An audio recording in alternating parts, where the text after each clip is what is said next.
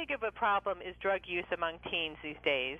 It is very serious. It has always been very serious. We have seen those changes in the patterns of drug use.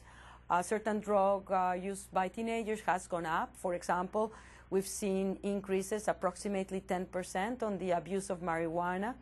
We've also seen significant increases in the abuse of psychotherapeutics, particularly pain medications such as OxyContin and Vicodin. We've also seen increases in the abuse of stimulant medications like Adderall and Ritalin.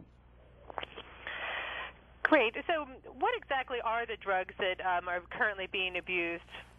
Well, the most frequent drugs of abuse by teenagers are the legal ones because they are the ones that are more easily accessible to them, and that is alcohol and nicotine.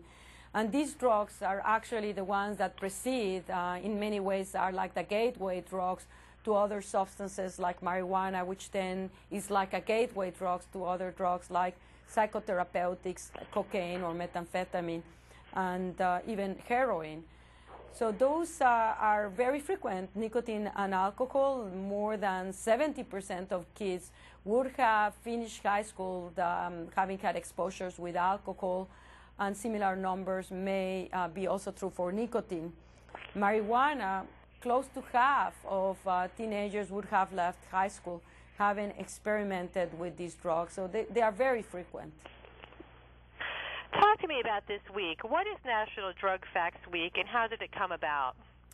Well, it's an opportunity that we've generated 1 week where scientists using different venues are speaking to teenagers and allowing them to ask questions and to interact with them about their own work on their research with the effects of drugs in the brain and how it produces addiction.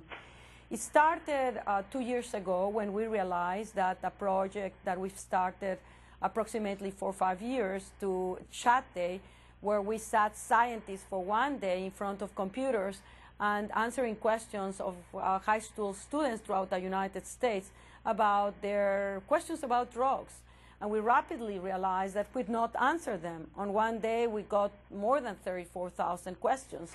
And that's how we became aware that there was a lot of curiosity and interest to try to gather information that was scientifically based about the effects of drugs, that teenagers wanted to know, and that recognition that teenagers wanted to know more about the science of drugs and their effects in the brain is what led us to National Drug Facts Week. Great, and so a little bit more about that. What types of questions did you get from teens? Oh, all types of questions. I actually, like the most typical one is, I would say, is are there some drugs that are more dangerous than others? Another very frequent one is marijuana dangerous? Another very frequent one is Adderall or Ritalin. Are they okay? Are they helpful to study when they are not used for ADHD? So we got a wide variety of questions, and in the process we realized that there were a lot of misconceptions in teenagers about the effects of drugs. They believed that it was okay to take marijuana, that it was not harmful, that it didn't produce addiction, that it was okay to drive under the influence of marijuana, that it was okay to take the medications prescribed to other teenagers for ADHD in order to help them study. So we rapidly realized how many myths there were out there among adolescents that were actually driving their behaviors and making them much more vulnerable to taking drugs. Great. So what should parents know? What should they be doing these days? First of all, parents should basically know that adolescence is the period of greatest vulnerability for the use of drugs. It's the period at which teenagers are more vulnerable to become addicted to drugs. The period where the effects of drugs are likely to be longer lasting. It's a period also of great risk for experimentation of all sorts of things, including drugs of abuse. So it's a period where parents have to be very alert and not become complacent, because it is very likely that their teenagers will get exposed to opportunities to take drugs. So they need to maintain a dialogue where they make their teenagers feel comfortable to come and speak to them about it.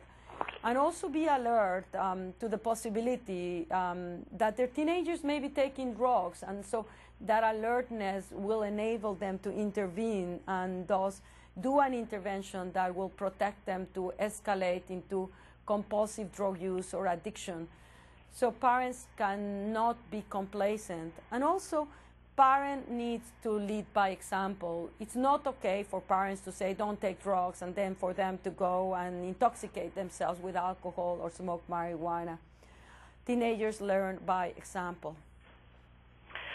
Great. I wish we had more time. This is obviously something that's really important to actually everybody. Where can our viewers go for more information? Our website, drugabuse.gov. Great. Thank you so much for your time. We really appreciate it. Thanks to you.